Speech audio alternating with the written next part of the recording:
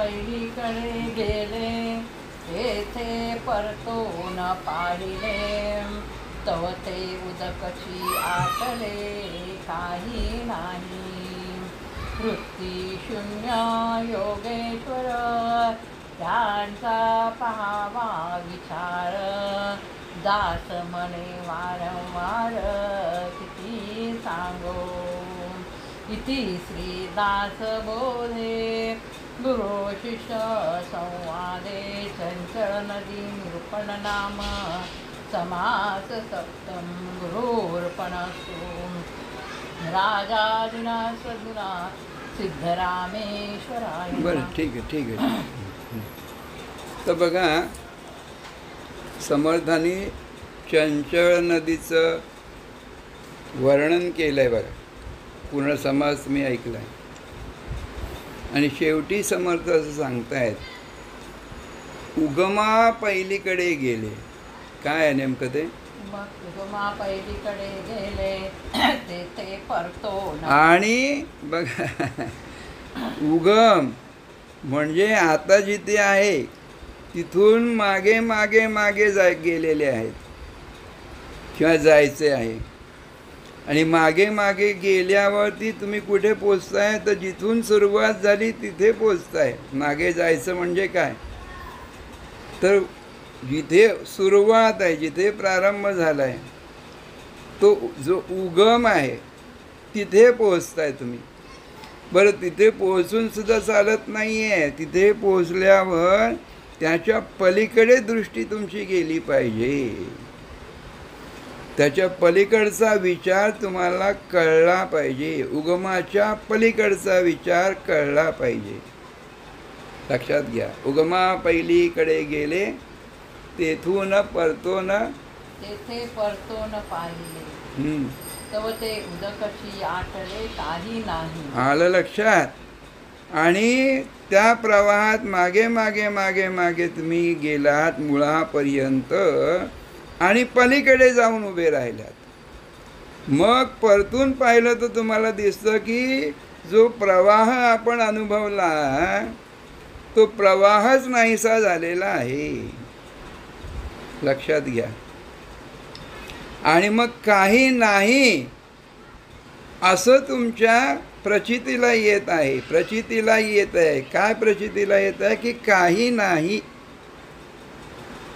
म्हणजे चंचळ नदीचा, चंचळाच्या प्रवाहाचा जो अनुभव घेतला, घटांगड्या खाल्ल्या त्याच्यात, हालपेष्टा भोगल्या त्याच्यात, दुःख वेदना आनंद शोक हर्ष विमर्श नाना प्रकार नाना आकारांचा आपण थेट अनुभव घेतलाय असं वाटत होतं सगळं.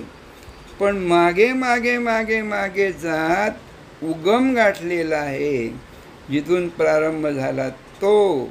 आणि त्याच्या पलीकडे जाऊन तुम्ही जेव्हा राहिलेला असाल किंवा असता.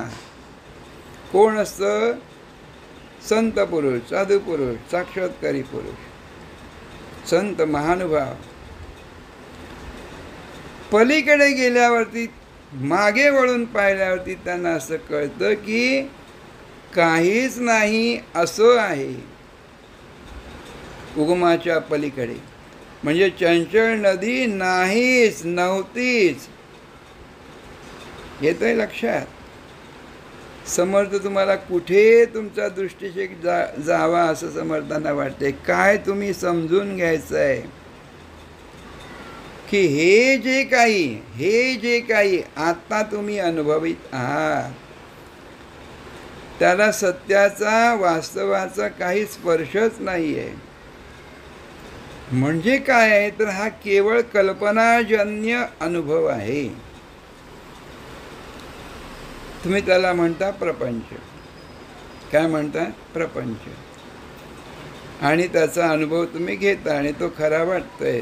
सद्गुरूंचं सांगणं आहे की हे जे काही तुम्ही अनुभवित आहात हे सत्य नाही, हे नित्य नाही, हे सदोदित नाही, हे खरं नाही.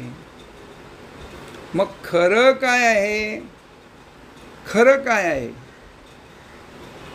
आमच्या महाराजांच्या सांगण्यानुसार खरं काय आहे तर हा अनुभव जो घेणारा आहे तो आहे तसा आहे.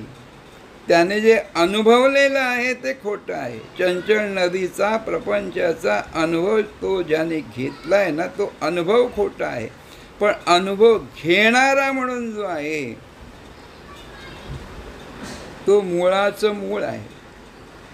तो मुळाचं मूळ आहे आणि तो खरा आहे. तो म्हणजे स्वतः ज्याने अनुभव घेतला तो नित्य आहे, तो सत्य आहे, तो सदोदित आहे.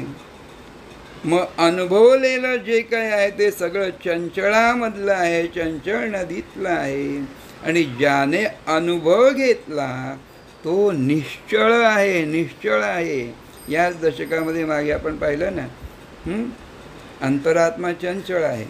त्याच्यानंतर ते काय त्याच्यानंतर चौथी स्थिती म्हणून सांगितलं, चौथा देव म्हणून चत्वार देवाचं आपण पाहिलं तेव्हा चंचळ अंतरात्मा आहे. आणि त्याच्या पुढे अंतरात्माही बाजूला ठेवला, कळण्यातलं सारं बाजूला सारलं की ज्याला हे अवघं कळलं तो शिल्लक राहतो आहे आणि तो निश्चळ तत्वत्व आहे स्वतः. म्हणून निश्चळ जे आहे ते लक्षात आलं पाहिजे.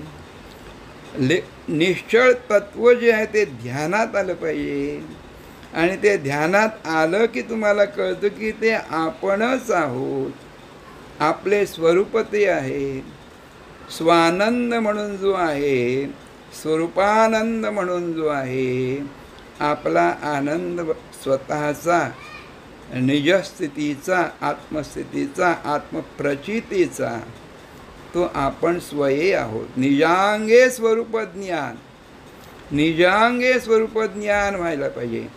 आता तुमचं सगळं जे काही आहे इंद्रियांनी कमावलेलं ते गमावलं जाणार आहे, ते राहणार नाही आहे. त्याला म्हणायचं परोक्ष ज्ञान.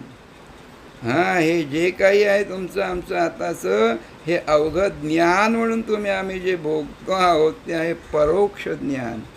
पण परोक्ष ज्ञानाचा उगम जिथे झालेला आहे त्याच्या पलीकडे तुम्ही जेव्हा दृष्टिक्षेप तुमचा जाईल आणि तुम्ही तिथे स्थितीशिवायची स्थिती जी आहे, स्टेटलेस स्टेट, तिथे तुम्ही उभं राहिलं पाहिजे. ते तुम्ही जाणलं पाहिजे.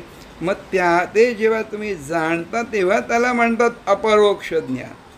म्हणून तुम्ही अपरोक्ष ज्ञान ते तुम्हाला कळलं पाहिजे. निजांगे जे आहे स्वतःचं स्वतः, आणि त्याला म्हणायचं आपे आप जे आहे आपणच आहे आणि आपे आप आहे, कुदरती आहे, निसर्गदत्त ते आहे आणि ते मुळातलं आहे, ते सहज आहे, आपे आप आहे.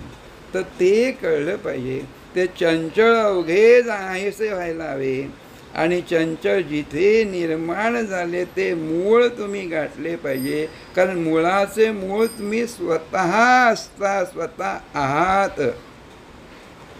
हे निश्चयाचे ज्ञान. निश्चय हाच जो देव, समर्थाने सुरुवातीला पहिल्या समासात सांगून टाकले, निश्चय हाच देव आहे. तर ह्या निश्चय तत्वाचा निश्चय तुमचा झाला पाहिजे. कळलं का? आज सकाळीच एक तो हा जो अभंग आहे संत निवृत्तीनाथांचा अभंग वाचनात आला. तो जरा हा अभंग जो आहे तो पहिल्यापासून वाचा, चारी चरण वाचा. पहिली ओळ काय पूर्ण आधी वाचा. प्रपंच टवाळ वृक्षाचे फळ, उपटले मूळ कल्पनेचे, गेली ते वासना निमाली भावना, चुकले बंधना यमपाश, उपजत मूळ खुंटले ते जाळ, मायेचे पडळ हरपले, निवृत्ती स्वानंद नित्यता आनंद, जनहा गोविंद आम्हा पुरे. बघा हे चंचल नदीचं जे काय समर्थ सांगतायत ना, आणि त्यातून शेवटी जे सांगतायत की तुम्ही उगमाच्या पलीकडे जेव्हा जाल तेव्हाचा तुमचा काय अनुभव असणार आत्मप्रचितीचा. नेमकं तेच सारं इथे संत निवृत्तीनाथ आपल्या अभंगात सांगतायत. हा अभंग आज सकाळीच वाचनात आलेला, म्हणून तो त्याची आठवण झाली ह्या समासाचं वाचन करताना. निवृत्तीनाथ काय म्हणतात त्या अभंगामध्ये, की प्रपंच हा टवाळ वृक्षाचं फळ आहे. आता टवाळ म्हणजे काय? खोटा, मिथ्या. तुमचा आमच्या अनुभवामध्ये आता हा जो प्रपंच येतो आहे तो मिथ्या आहे, मिथ्या आहे. आणि मिथ्या वृक्षाचं फळ कसं असणार? मिथ्याच असणार. आता म्हणजे प्रपंच तुम्हाला माहिती आहे, म्हणजे 5 प्रकाराची ही सृष्टी आहे. पृथ्वी, आप, तेज, वायू, आकाश. आणि तुम्ही घेतले तर ते 3 गुण घ्या, सत्व, रज, तम. परंतु मुळामध्ये ते 5 तत्व आहेत. 5 तत्वांनी बनलेला हा प्रपंच आहे, मिथ्या आहे. म्हणजे आहे पण नाही तर जमा आहे. मग त्याच्यापासून जे काही तुम्ही अनुभवणार आहेत, मग तो प्रपंचाचा अनुभव म्हणा सगळा, तो खोट्यामध्ये जमा आहे. पण हा उद्भवला कसा आहे? उपटिले मूळ कल्पनेचे. मग तो ते जे मूळ आहे ह्या प्रपंच वृक्षाचं, ते मूळच मुळामध्ये कल्पनेवर आधारलेलं आहे. म्हणजे कल्पना रूप आहे. आता ते कल्पनेने उभं राहिलेलं आहे तुमच्या आमच्या प्रत्येकाच्या ठिकाणी, प्राणीमात्राच्या ठिकाणी. ज्याचं त्याचं जग हे त्याच्या मूळ कल्पनेला चिकटलेलं आहे आणि कल्पनेपासून त्याची सुरुवात झालेली आहे. तर ती मूळ कल्पना कोणती बाबा? कोणती कल्पना? कोणती कल्पना? सगळं जे अनुभवाला येतं आहे प्रपंचाचा हा वृक्ष, महावृक्ष किंवा हे जग म्हणा, जग रहाटी म्हणा, अवघं ब्रह्मांड म्हणा, हे मूळ कल्पना रूप आहे. पण ती मूळ कल्पना कोणती आहे? निवृत्तीनाथ म्हणतात, उपटिले मूळ कल्पनेचे. काय केलं, काय व्हायला हवं, तर ती मूळ कल्पनाच काय आहे ती मुळात कळली पाहिजे. काय आहे मूळ कल्पना? तर प्रत्येकाला तुम्हाला जे वाटतं ना, मी आहे, आपण आहोत, मी आहे हे कळतंय ना, तीच कल्पना आहे. आणि मी आहे या कल्पनेला हा प्रपंच चिकटलेला आहे किंवा निर्माण झालेला आहे कल्पनेमुळे. तुम्ही आम्ही सद्गुरूंच्या कृपाशीर्वादाने काय केलं पाहिजे? तर त्या मूळ कल्पनेचंच मूळ छाटून टाकलं पाहिजे, नाहीसं करता आलं पाहिजे. म्हणून साधना ज्याला म्हणतात, साधना करणं वगैरे, खरं तर साधनेची आवश्यकता नाही, कारण हे मूळच खोटं आहे. परंतु शेवटी काही कळत नाही ना, म्हणून हे अज्ञान जे निर्माण झालेलं आहे प्रपंचाचं, ते अज्ञान नाहीसं होण्यासाठी हे परोक्ष ज्ञान म्हणून जे काय उभं राहून चिकटलेलं आहे आणि त्याच्यात तुम्ही आम्ही गरफटलेले आहोत, तर ते अज्ञान नाहीसं होण्यासाठीच फक्त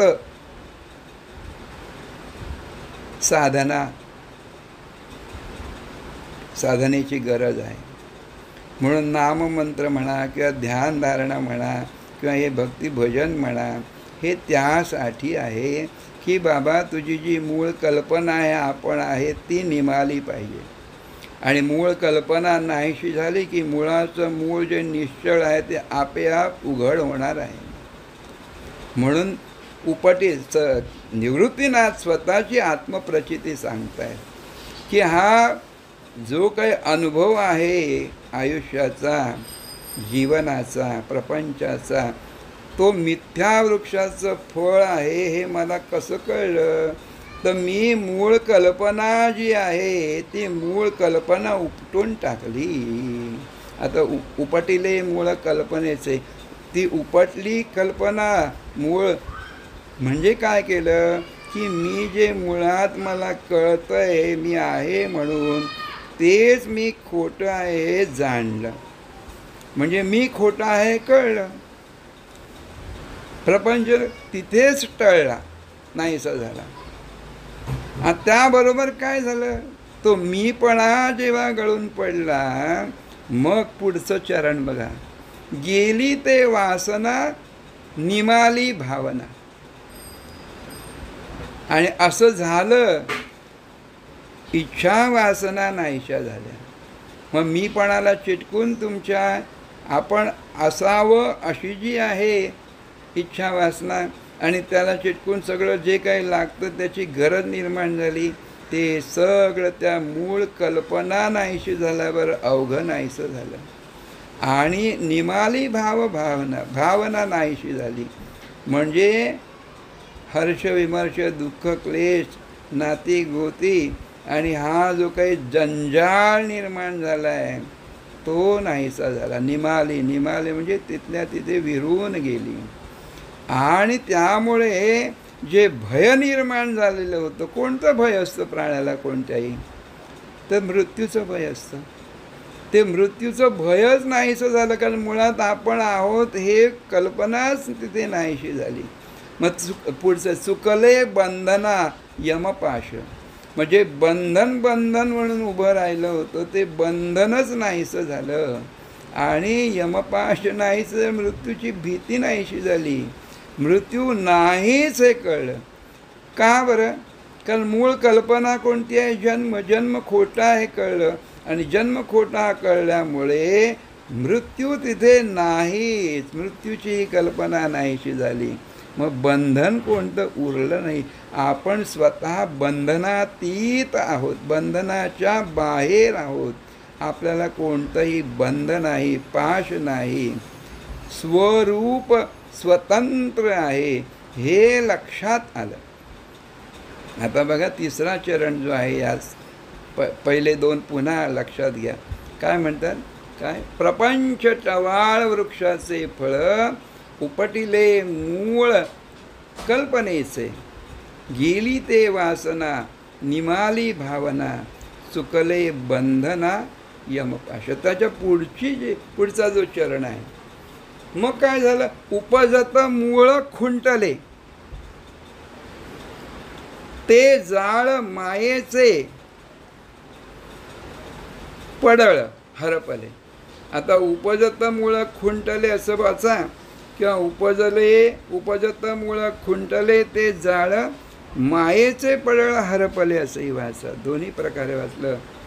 लक्षात काय घ्यायचं आहे की जे मुळामध्ये उपजत होतं कल्पनेचे मूळ, उपजत म्हणजेच आधीचंच होतं कल्पना, मुळाची मूळ कल्पनाच आहे ना, ज्याला मूळ माया म्हटलं आहे. मूळ माया काय? की आपण आहोत हे कळलं, तेच खुंटलं म्हणजे नाहीसं झालं, कल्पना निमाली. आणि तेच ते जे मुळाचं मूळ कल्पनेचं होतं ते खुंटलं, ते जाळ होतं. जाळ म्हणजे बघा, जाळ या शब्दाचे दोन प्रकारे अर्थ लक्षात घ्या. जाळ म्हणजे जाळ विणतो ना, एक तो कोळी बघा जाळं विणतो, एकातून एक हे कल्पनेचं एक जाळं निर्माण झालेलं आहे. आणि त्या जाळ्यामध्ये जीव अडकून पडलेला आहे. आणि म्हणतो मी प्रपंच काही सुटत नाही, आणि त्याची भयभीती सगळी निर्माण झालेली आहे. प्रपंचाचं जाळं विणलं गेलेलं आहे मायेचं, आणि त्या कल्पनारूप मायेच्या जाळ्यामध्ये जीव अडकलेला आहे अज्ञानाच्या. पण सद्गुरु कृपेने जाणलं की हे मूळच खोटं आहे, आणि ते उपटलं गेलं, नाहीसं झालं. ते उपजत मुळं खुंटलं की ते जाळं पण आपोआप नाहीसं झालं. आणि उभं राहिलेलं मायेचं पड म्हणजे पडदे, मायेचे हे काही पडदे किंवा पडळ जे मुळातच नाही पण उभे राहिलेले आहेत, ते सुद्धा हरपले म्हणजे नाहीसे झाले, माया नाहीशी झाली. चंचळाचा अनुभव जो काही येत होता, आता बघा पुन्हा उपजत मूळ खुंटले, मुळाचं मूळच खुंटलं नाहीसं झालं. त्यामुळे उभं राहिलेलं जाळं म्हणा कल्पनेचं, किंवा जंजाळ म्हणा, त्रास म्हणा मायेचा, ते जाळ, आपण म्हणतो जंजाळ शब्द वापरतो, पुढे निवृत्तीनाथाने शेवटी जन शब्द वापरलेला आहे.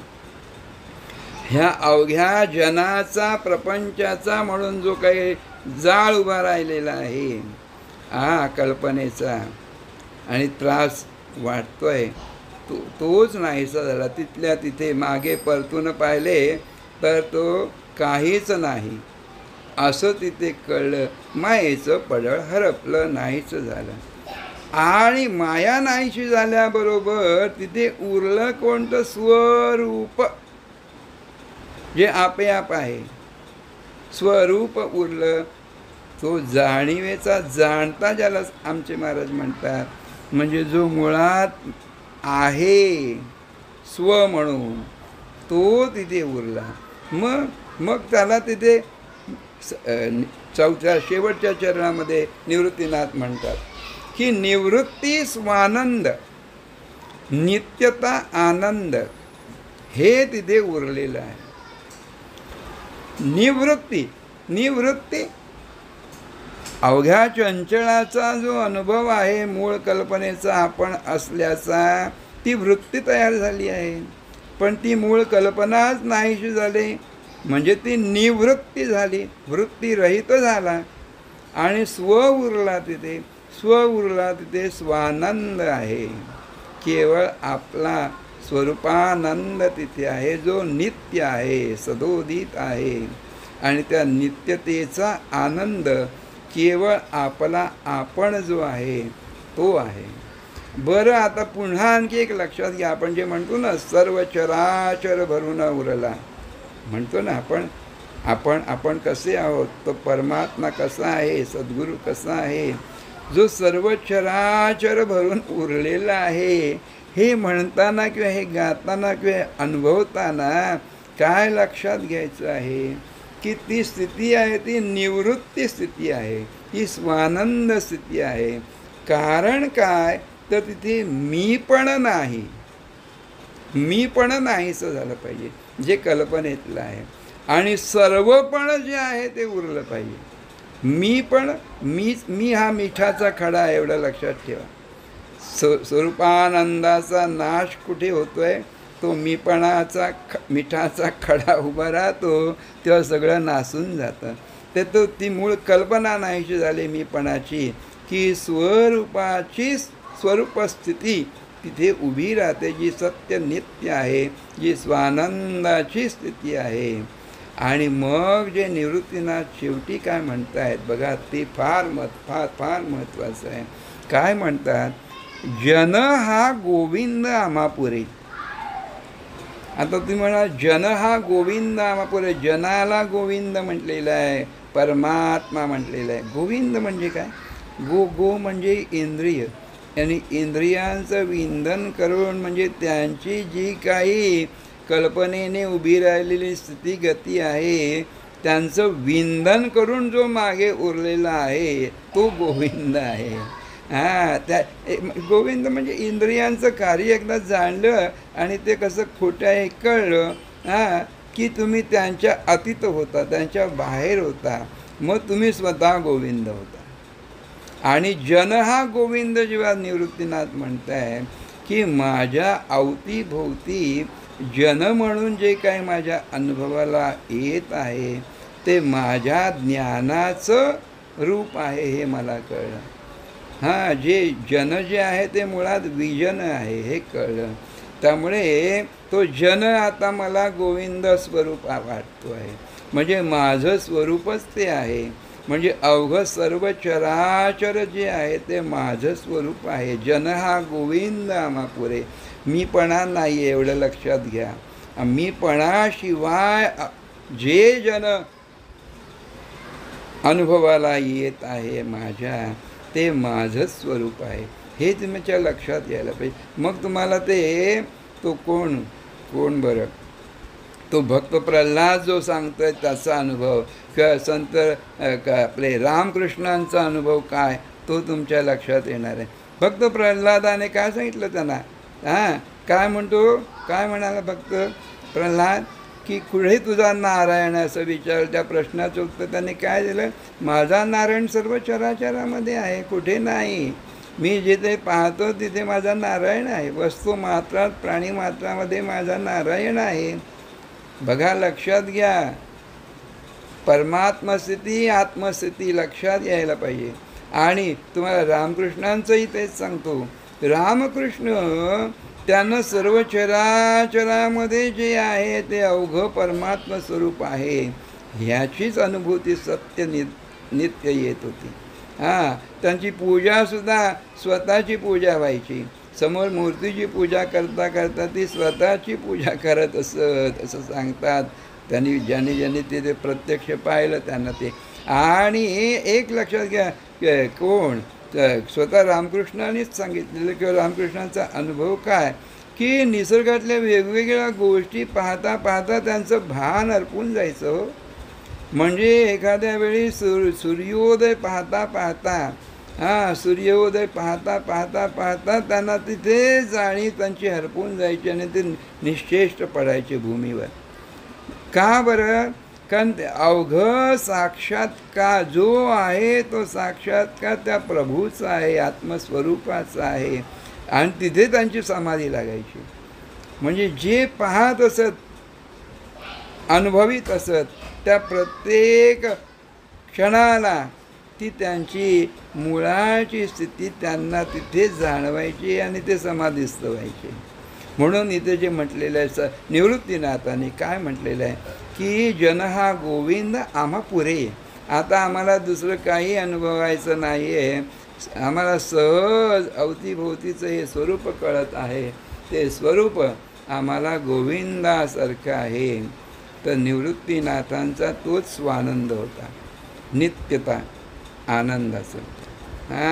असं ते कळलं पाहिजे. तर ऐकणाराने स्वतः ह्या चंचल नदीचा अनुभव बाजूला सारून मुळाचं मूळ गाठायचं आहे. आपल्या असण्याचंही मूळ जे नित्य आहे, सदोदित आहे, तिथे तुमचा दृष्टिक्षेप जायला पाहिजे. सद्गुरु कृपा सर्वांवर आहे, तर तो अनुभव घ्यायचा आहे. तिथपर्यंत जायचं आहे, मागे मागे मागे. जय गुरु. राजा सद्गुरुनाथ निसर्गदत्त महाराज की जय.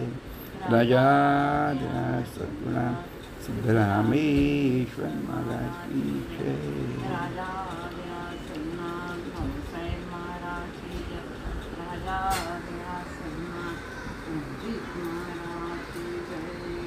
नावाचा नवे सार संसार हा घोर आहे.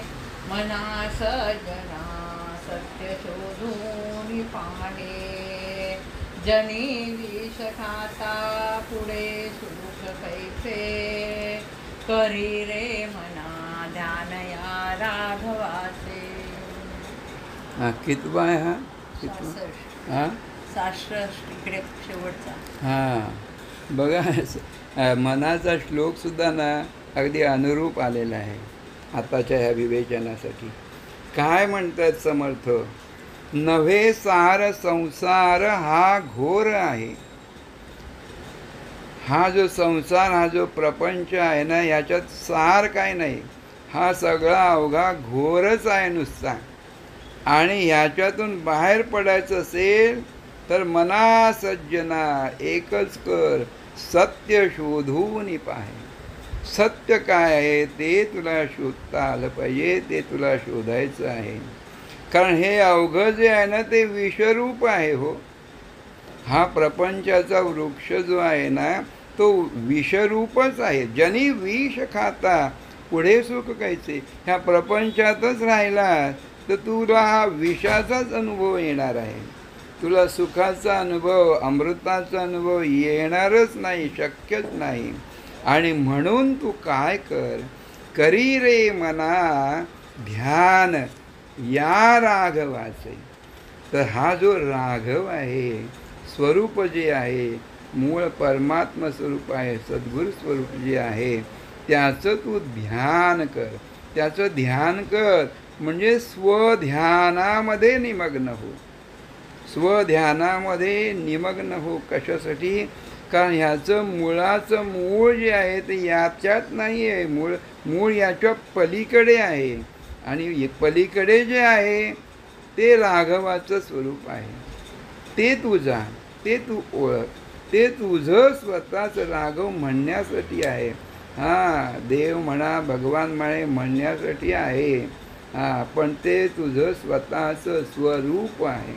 कसं आहे ते पुढच्या याच्यात काय म्हणतात? घनश्याम हा राम लावण्य रूपी महाधीर गंभीर पूर्ण प्रताप. तो काय करतो?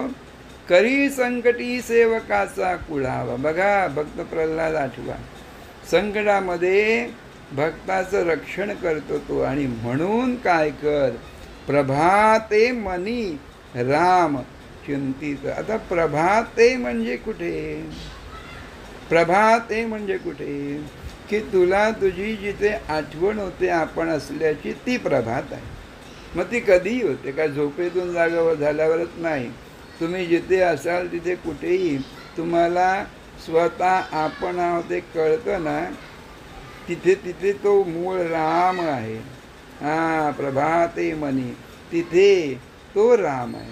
कारण तो पलीकडे आहे. तुम्हाला वाटतो तिथे, जिथे असाल तिथे कळतो आहे, पण आहे त्याचं स्थान याच्या बाहेर आहे, प्रपंचाच्याही पलीकडे आहे. म्हणून त्याचं चिंतन करा, मग तो तुमचं रक्षण करतो.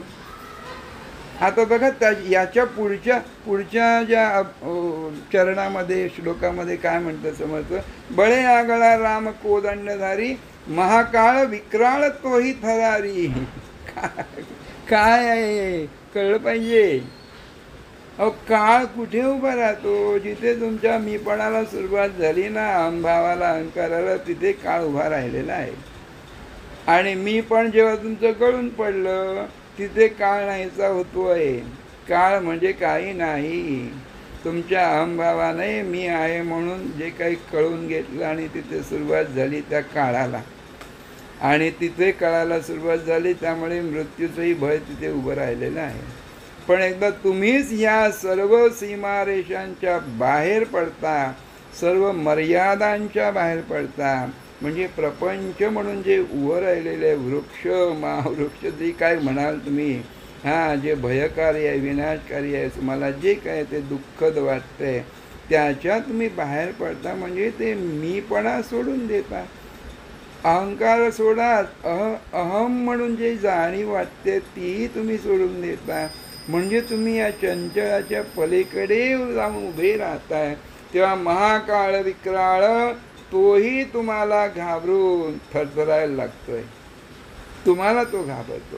काळ म्हणून सद्गुरु कृपा झाल्यावरी काय ते काळ पळून गेला दुरी, सद्गुरु कृपा झाल्या. ती सद्गुरु कृपा तुमच्यावर हो. आणि हे काळ भय म्हणून जे काही तुम्हाला त्रासदायक वाटतंय, भीतीदायक वाटतंय, कष्टदायक वाटतंय, ते अवघं नाहीच हो.